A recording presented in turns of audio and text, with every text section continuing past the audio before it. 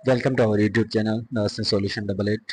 और P R Yadav के अंदर में नेक्स्ट जो अपना टॉपिक है वो है अपना सी एच एफ यानी कंजेस्टिव हार्ट फेलियर, जिसका दूसरा नाम है आपका कंजेस्टिव कार्डियक फेलियर। ठीक है। Congestive heart failure, congestive cardiac failure के बारे में बात करें तो सिंपल सी बात है कि इसमें होता क्या है कि आपका जो हार्ट है वो इनेबल होता है ब्लड पंप करने के लिए। ठीक है। तो क्या डेफिनेशन है, सिंपल सा देख लेते हैं। तो inability of heart pump adequate blood to meet the metabolic needs of the body the rest or during exercise, यानी कि जब आप रेस्ट कर रहे हो या फिर आप एक्सरसाइज कर रहे हो उस टाइम पे आपका हार्ट जो है वो प्रॉपर तरीके से क्या नहीं कर पाए, ब्लड को जो है पंप नहीं कर पाए, या फिर आपकी जितनी बॉडी के अंदर में रिक्वायरमेंट है उतना ब्लड पंप नहीं कर पा रहा है, तो उसी को अपन क्या बोलते हैं, कंजेस्टिव हार्ट फेलियर। और जो कार्डियक आउटपुट है वो उसके अंदर में डिक्रीज हो जाता है, और जो बॉडी टिश्यू जो है उनको प्रॉपर एडिक्वेट ब्लड सप्लाई जो है नहीं हो पाती है। ठीक है। ठीक है। उसके बाद में इसके कोज की बात करें तो कोज जो है अपना इसके अंदर में अलग अलग कोजेज हैं।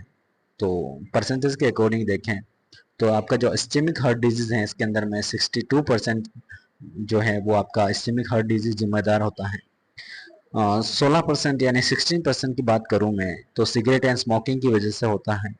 और जो हाइपरटेंशन है वो 10% कॉज करता है। ओबेसिटी है वो 8%। और जो आपका वल्वुलर हार्ट डिजीज है यानी कि आपके वॉल के अंदर में कोई डिजीज हो रही है तो वो आपको 2% जो है वो कॉज करता है। और लास्ट में जो आपका है डायबिटीज, वो 3% चांस है कि वो क्या करेगा आपकी बॉडी के अंदर में जो कंजेस्टिव हार्ट फेलियर है वो कॉज करता है।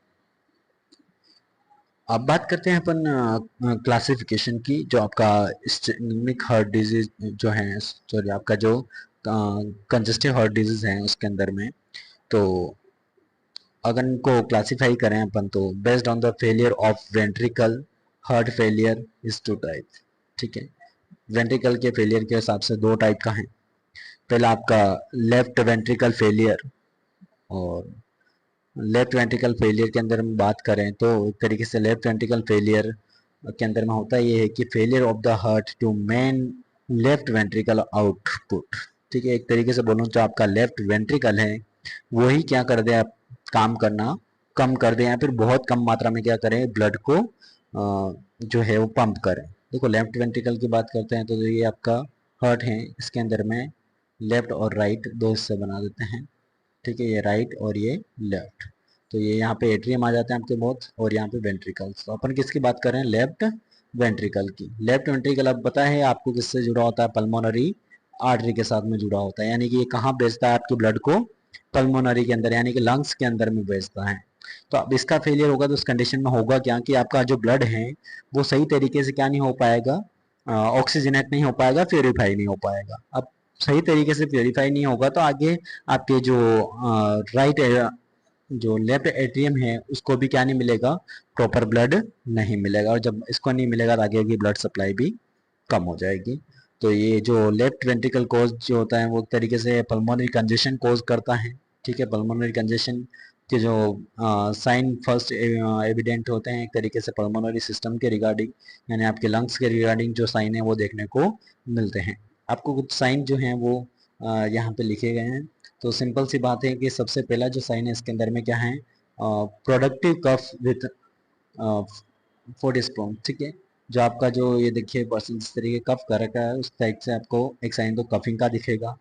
और ऑर्थोपीनिया आपको देखने को मिल सकता है। ऑर्थोपीनिया का सीधा सा मतलब है डिस्पीनिया को अपन क्या बोलते हैं, ऑर्थोपीनिया, यानी शॉर्टनेस ऑफ ब्रीथिंग जो है आपको देखने को मिलता है। ठीक है। प्रेजेंस ऑफ क्रेकलेस साउंड, यानी आपका हार्ट के अंदर, सॉरी आपके जो लंग्स हैं इनके अंदर में आपको कैसे साउंड सुनाई देगा, ऑक्सीडेशन से क्रेकलेस यानी जो साउंड है वो आपको सुनाई देंगे। उसके साथ में जो आपका जो पल्स अल्टरनेंस हो जाएगा, यानी आपकी जो पल्स है वो एक तरीके से अल्टरनेशन के साथ काम करेगी, यानी रेगुलर अल्ट्रेशन होता रहेगा। यानी कभी कभार स्ट्रॉन्ग पल्स आएगी और कभी कभार क्या आएगी, आपकी वीक पल्स आएगी। ठीक है। उसके साथ में आपको कार्डियक अस्थमा देखने को मिल सकता है। कार्डियक अस्थमा यानी कि जो एक तरीके से बोलूं कि हार्ट की वजह से कॉज होता है, यानी कि आपको जब ब्रीदिंग करेंगे तो आपको विजिंग साउंड सुनाई देगा हार्ट फेलियर के साथ में। ठीक है। यानी पेशेंट के अंदर में अगर हार्ट फेलियर के साथ में जो है जिजिंग साउंड सुनाई दे रहा है, तो आपको क्लियर हो जाना चाहिए कि पेशेंट के अंदर में जो कंजेस्टिव हार्ट फेलियर हुआ है वो नॉर्मली अगर समझना चाहें तो लेफ्ट वेंट्रिकुलर हार्ट फेलियर हुआ है। देखो समझने का सीधा सा तरीका है कि लेफ्ट वेंट्रिकुलर अगर हार्ट फेलियर होगा तो आपको जो भी साइन एंड सिम्टम दिखेंगे वो पल्मोनरी के रिगार्डिंग दिखेंगे, पल्मोनरी के रिगार्डिंग यानी कि लंग्स के रिगार्डिंग। तो एक तरीके से क्या है, आपका लेफ्ट वेंट्रिकुलर फेलियर रहेगा। ठीक है, उसके बाद में नेक्स्ट जो अपन बात करते हैं राइट वेंट्रिकुलर जो आपका हार्ट फेलियर है उसकी बात करते हैं। तो राइट वेंट्रिकुलर की बात है तो अपन सीधी से अपन ने पढ़ ही लिया था कि राइट साइड वाला अगर फेलियर होगा तो राइट साइड वाला वेंट्रिकल किससे जुड़ा होता है, आपका एरोटा के साथ। एरोटा के साथ जुड़ा हुआ है, यानी कि इसमें जितने भी सिम्टम आएंगे वो किसके रिगार्डिंग आएंगे, आपके सिस्टमिक के रिगार्डिंग। ठीक है, तो बात करते हैं इसके अंदर में राइट वेंट्रिकुलर हार्ट फेलियर में क्या होगा। तो failure of the heart to main right ventricular output, ठीक है, आपका जो मेन राइट वेंट्रिकुलर आउटपुट है वहां पे फेलियर होगा, यानी कि वहां से आपका जो ब्लड सप्लाई है वो तरीके से कम हो चुका है। और उसके साथ में जो साइन एंड सिम्टम की बात करें तो फर्स्ट एविडेंट जो साइन होंगे इसके जो सर्कुलेटरी सिस्टम में जो आपका सिस्टमिक सर्कुलेटरी सिस्टम है उसके रिगार्डिंग देखने को मिलेंगे। चलिए, सिस्टमिक सर्कुलेशन के रिगार्डिंग कौन कौन से साइन एंड सिम्टम देखने को मिलते हैं तो वो देख लेते हैं अपन। उसके अंदर में आपको देखने को मिल सकता है पेशेंट के अंदर में डिपेंडेंट पेटिंग एडिमा, यानी कि पेशेंट के पाँव के अंदर में जो है एडिमा हो जाएगा, स्वेलिंग आ जाएगी। ठीक है, ये देखने को मिलेगा हार्ट फेलियर के दौरान, यानी कि जो आपका एंकल है उसके ठीक ऊपर की साइड में क्या देखने को मिलेगा, आपको पिटिंग एडिमा देखने को मिलता है। उसके साथ में पेशेंट को असाइटिस देखने को मिल सकता है, यानी कि उसके एब्डोमेन के अंदर में फ्लूइड बढ़ सकता है। ठीक है, पोर्टल हाइपरटेंशन की वजह से। ठीक है, उसके साथ में टेंडरनेस जो है वो आपको देखने को मिल सकते हैं पेशेंट में इन राइट एब्डोमेन क्वाड्रेंट, यानी जो राइट साइड वाला एब्डोमेन क्वाड्रेंट है वहां पे आपको थोड़ा सा हार्ड फील होगा जब आप वहां पे प्रेस करके देखोगे, यानी आप पाल्पेट करोगे तो पाल्पिटेशन में आपको ये चीज फील होगी। ठीक है, उसके बाद में और बात करें अपन नेक्स्ट जो डिस्टेंडेड नेक वेन जो है आपको देखने को मिलेगा, यानी पेशेंट के गले के अंदर में जब देखोगे आप तो एक जो वेन है आपकी जुगुलर वेन, तो जुगुलर वेन जो है वो डिस्टेंडेड होगी, यानी कि बार बार वो वेन क्या कर रही होगी, इन्फ्लेट होके वापस से स्लो हो रही होगी, यानी कि वहां पे एक जैसे देख सकते हैं कि पल्स फील होती है। तो पल्स तो अंदर की साइड अपने को टच करने पे फील होती है, लेकिन यहाँ पे जो वेन है अपने को डायरेक्ट विजुअलाइज अपने को देखने को मिलेगी ऊपर नीचे होते हुए। ठीक है, उसके साथ में जो बात करते हैं अपन डायग्नोसिस की, अब बात करते हैं अपन डायग्नोसिस की। तो डायग्नोसिस के अंदर में अपन देखते हैं सबसे पहला जो इसे डायग्नोसिस का आता है सीवीपी, यानी कि central Venus pressure. Central Venus pressure के अंदर में जो है आपका एक तरीके से बोलूँ तो मैं सब क्लेविन जो अप्रोच है उसके थ्रू आप प्लेसमेंट करते हो उसका, और सेंट्रल लाइन के जो है इसको प्रीफर करते हो, यानी कि आप जो प्रेशर लेना चाहते हो विनस सेंट्रल विनस प्रेशर, तो इसके लिए आप क्या प्रेस करोगे वहाँ पे एक तरीके से सेंट्रल लाइन लगाओगे, सेंट्रल लाइन के थ्रू ही आप क्या करोगे इसमें से आप सब लेवल वेन का क्या करोगे, प्रेशर चेक करोगे। ठीक है, उसके साथ में आपको CVP is the procedure with the superior vena cava, यानी जो सुपीरियर वेना कावा है and right atrium tip of the catheter into CVC SVC, यानी सुपीरियर वेना कावा और राइट एट्रियम के अंदर में उसको इंसर्ट करते हो। ठीक है, जो कैथेटर है उसको कहाँ इंसर्ट करते हो आप, सुपीरियर वेना कावा और राइट एट्रियम के अंदर तक इंसर्ट करते हो। Right atrium is situated at mid axillary line, यानी जो आपका मिड एक्सिलरी लाइन है वहां पे सिचुएटेड होता है।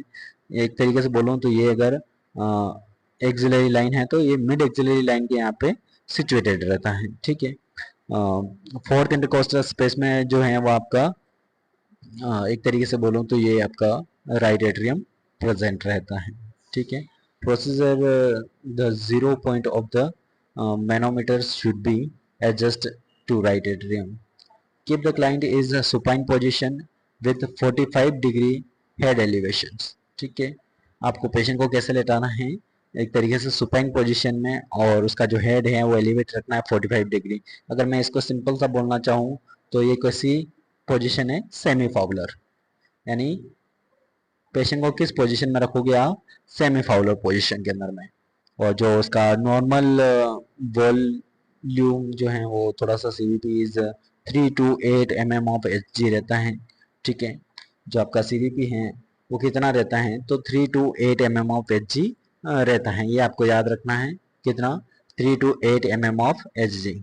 ठीक है, और जो आपका CVP is increase right side heart failure, तो हाइपर वोलीमिया देखने को मिलता है अपने को, ठीक है। और इंक्रीज सीवीपी इंडिकेट हाइपोवोलीमिया, ठीक है। जब जब आपका सीवीपी इंक्रीज होता है तो वो आपका जो हाइपर वोलीमिया है, सॉरी हाइपोवोलीमिया है, वो शो करता है। और अगर सीवीपी जो है वो डिक्रीज होता है तो हाइपोवोलीमिया देखने को मिलता है, ठीक है। हाइपरवोलीमिया इंक्रीज होने पर और हाइपोवोलीमिया डिक्रीज होने पर, जैसे सीवीपी डिक्रीज होता है तो हाइपोवोलीमिया और बढ़ता है तो हाइपरवोलीमिया, ठीक है। एट्रियल ब्लड गैस एनालिसिस की बात करें एबीजी, तो एबीजी के अंदर में क्या दिखता है, तो नेक्स्ट जो अपना डायग्नोसिस है एबीजी, इसमें क्या दिखता है, तो पेशेंट के अंदर में नॉर्मली पेशेंट के अंदर में रेस्पिरेटरी एसिडोसिस देखने को मिलेगा। रेस्पिरेटरी एसिडोसिस यानी कि पीएच लेवल जो होता है वो डिक्रीज हो जाता है, और आपका जो पी0 जो होता है यानी कि आपका CO2 का लेवल जो है वो बढ़ जाता है बॉडी में। तो कितना होता है नॉर्मली अगर बात करें तो 7.35 जो आपका ब्लड पीएच होता है वो नॉर्मल होता है, लेकिन इससे भी अगर जो आपका ब्लड पीएच है वो बिलो चला जाता है और उसके साथ में आपका जो CO2 का लेवल है यानी कि 45 mm ऑफ Hg जो है उससे बढ़ जाता है, इंक्रीज हो जाता है, तो उस टाइम पे अपन क्या बोलते हैं उसको, रेस्पिरेटरी एसिडोसिस। तो इस कंडीशन के अंदर में अपने को रेस्पिरेटरी एसिडोसिस देखने को मिलेगा। कौन सी कंडीशन, अपने कंजेस्टिव हार्ट फेलियर की कंडीशन में, ठीक है। उसके बाद में नेक्स्ट जो आता है अपना इकोकार्डियोग्राफी। इकोकार्डियोग्राफी की बात करूं तो इकोकार्डियोग्राफी जो है उसके अंदर में सिंपल सा जो अपने को देखने को मिलता है, तो वो देखते हैं इसमें क्या देखने को मिलता है। तो नॉन इन्वेजिव डायग्नोस्टिक मेथड होता है एक तरीके से, use ultrasound visualise the cardiac structure, ठीक है। सिंपल सा नॉन इन्वेजिव एक तरीके से मेथड होता है जिसमें आप क्या करते हो, यूएसजी के थ्रू ही अपना हार्ट को देखते हो, ठीक है। It evaluate the structure and functional changes of the heart, ठीक है। इसके अंदर में जो आपका स्ट्रक्चर और फंक्शनल चेंजेस देखते हैं। एग्जाम्पल के लिए बात करूँ तो जैसे हार्ट का मेजरमेंट हो गया, यानी हार्ट का साइज क्या है, बड़ा है कि कम हुआ है, ठीक है। चैम्बर्स, उसके बाद में उसके जो कैलकुलेशन कर सकते हैं अपने उसके इंजेक्शन की, यानी कितनी बार वो इंजेक्शन कर रहा है, यानी कि एक तरीके से कॉन्ट्रैक्ट और रिलैक्स हो रहा है, ठीक है। और उसके साथ में जो है नॉर्मल इंजेक्शन की बात करूँ तो नॉर्मल इंजेक्शन जो है वो हार्ट के अंदर में होता है 60 to 65%, ठीक है। यानी कि इजेक्शन का जो फॉर्मूला है वो होता है एक तरीके से देखें तो स्ट्रोक वॉल्यूम अपॉन ईडीवी, यानी कि एंड डायस्टोलिक वॉल्यूम। अगर किसी पर्सन का अगर माने कि 70 जो है वो क्या है, स्ट्रोक वॉल्यूम है, और उसका जो एक तरीके से बात करें एंड डायस्टोलिक वॉल्यूम जो है वो 140 है। एंड डायस्टोलिक वॉल्यूम एक तरीके से बात करें तो जब आप ब्लड प्रेशर नापते हैं, बीपी जब चेक करते हैं, तो उस टाइम पे जब लास्ट में डायस्टोलिक वॉल्यूम जो आता है पर्सन का, ठीक है, तो जो डायस्टोलिक वॉल्यूम रहता है तो उस डायस्टोलिक वॉल्यूम को इसमें लिख देना है, और उसको जो जितना भी परसेंटेज आएगा वो आ जाएगा आपका इजेक्शन फ्रैक्शन, ठीक है। यानी जो इसका इजेक्शन फ्रैक्शन अगर 70%, 70 स्टॉक वॉल्यूम वाला पर्सन है तो उसका रहेगा 50%। तो ये एक तरीके से क्या है, नॉर्मल है, ठीक है। चलिए और बात करते हैं अपन डॉपलर इकोकार्डियोग्राफी की। तो डॉपलर इकोकार्डियोग्राफी कुछ अलग से नहीं है, एक तरीके से बोलूं तो ये क्या है, आपका कलर अल्ट्रासाउंड है। कलर अल्ट्रासाउंड जो है उसके अंदर में आपको देखने को मिलता है, ठीक है। एक तरीके से अल्ट्रासाउंड टेक्नोलॉजी है जिसके अंदर में आपको कलरफुल दिखाई देता है। उसके बाद में आता है आपका चेस्ट एक्सरे। चेस्ट एक्सरे की बात करूँ तो चेस्ट एक्सरे जो है वो भी शो करता है आपके हार्ट के इन्लार्जमेंट को, यानी जो कार्डियक कैविटी है, पल्मोनरी एडिमा वगैरह है, वो देखने को मिलता है। उसके बाद में बात करते हैं अपन मैनेजमेंट की। मैनेजमेंट की बात करें तो मैनेजमेंट के अंदर में देखते हैं क्या क्या कर सकते हैं मैनेजमेंट के अंदर में। तो प्रोवाइड हाई फाउलर पोजीशन, जो कि आपको मैंने पहले ही बताया था कि 45 डिग्री का एंगल बना के आपको क्या करना है, एक तरीके से पेशेंट के हेड को एलिवेटेड रखना है, ठीक है। अपराइट पोजीशन जो है उसको देनी होती है एक तरीके से, ठीक है। और ये क्या करता है कि एक तरीके से पल्मोनरी कंजेशन को क्या करता है, डिक्रीज करता है, कार्डियक वर्कआउट को भी क्या करता है, डिक्रीज करने का काम करता है, और जो उसका ब्रीदिंग है उसको इंक्रीज करता है, ठीक है। और उसके बाद में बात करते हैं अपन एडमिनिस्टर O2 हाई कंसंट्रेशन, यानी कि आपको जो ऑक्सीजन है वो हाई कंसंट्रेशन पे क्या करनी है आपको, जो पेशेंट है उसको देनी है एक तरीके से। और उसके बाद में आप और क्या कर सकते हैं इसके लिए, पेशेंट के लिए, तो एडमिनिस्टर आइनोट्रोपिक जो एजेंट हैं वो दे सकते हैं, मेडिकेशन जो हैं वो दे सकते हैं। और फिर मेडिकेशन जो है वो क्या करती है, एक तरीके से जो फोर्स ऑफ कॉन्ट्रेक्शन है उसको क्या करती है, उसको बढ़ाती है एक तरीके से। ठीक है, फोर्स ऑफ कॉन्ट्रेक्शन बढ़ेगा तो जाहिर सी बात है काम सही से होना स्टार्ट हो जाएगा। एग्जाम्पल के लिए जैसे डोपामीन हो गया, ठीक है, डोबुटामाइन हो गया, डिगोक्सिन हो गया, एम्ब्रियन हो गया। तो ये सारी जो मेडिकेशन है वो एक तरीके से क्या है, आपके आइनोट्रोपिक मेडिकेशन के अंदर में आते हैं। और आप रेगुलरली क्या करें, पेशेंट का जो एबीजी है वो एनालाइज करें, और इलेक्ट्रोलाइट्स इम्बैलेंस स्पेशली पोटेशियम हाइपोकेलीमिया को इंडिकेट करता है। ठीक है, और पोटेशियम हो गया उसका, हाइपोकेलीमिया हो गया। तो ये कुछ चीज़ें हैं जिनको आपको पेशेंट में क्या करना है, आपको मॉनिटर करना है एबीजी के अंदर में। और उसके बाद में इसके अंदर में आपको पेशेंट के अंदर में देखना है कि जो एसिडोसिस है, यानी कि रेस्पिरेटरी एसिडोसिस तो देखने को नहीं मिल रहा है, वो भी चेक करना है। उसके साथ में एडमिनिस्टर करना है ग्लाइकोसाइड्स, और जो नर्व गिवन डिगोक्सिन, जो never given digoxin if heart जो आपका हार्ट रेट बिलो जा रहा है तो उस टाइम में डिगोक्सिन नहीं देना। ये कुछ ट्रीटमेंट है जो आपको करना है। Thank you for watching.